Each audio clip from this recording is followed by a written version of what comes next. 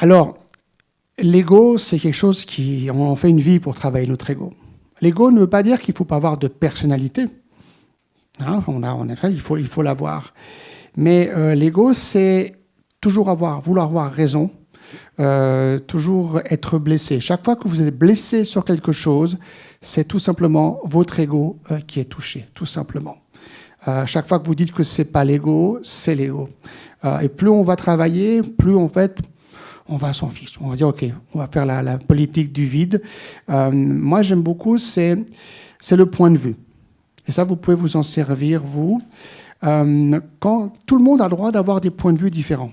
Et tout le monde aura des points de vue différents en fonction de sa culture, son éducation, etc. OK ? Donc, quelqu'un, demain, il vous dit, tiens, t'es ci, t'es ça, t'es ça. OK. Il a le droit de penser ça. Mais ça vous correspond, vous n'êtes pas d'accord, mais il a le droit. Alors, au lieu de résister en disant « Non, c'est pas vrai », vous prenez un boomerang et en faisant vous faites quoi? Vous renforcez votre énergie vitale pour aller faire un ping-pong entre la personne. Donc, vous allez vous épuiser énergétiquement. Vous allez peut-être avoir raison, mais vous allez expérimenter la même chose le lendemain qu'une autre personne. À l'inverse, moi, j'aime beaucoup dire « Ok, c'est votre point de vue.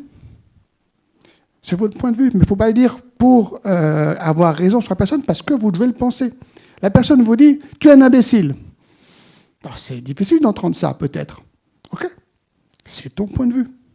Il a le droit de penser que vous êtes un imbécile, parce que selon ce qu'il croit, selon ce qu'il a vu, OK, c'est son point de vue. Et là, vous ne rentrez pas dans le conflit. Chaque fois que vous rentrez dans le conflit, vous générez un conflit.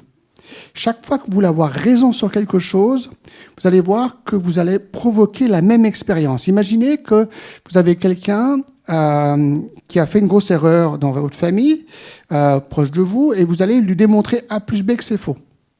Et vous savez que c'est juste. Même il y aurait 50 témoins qui vous donneraient raison.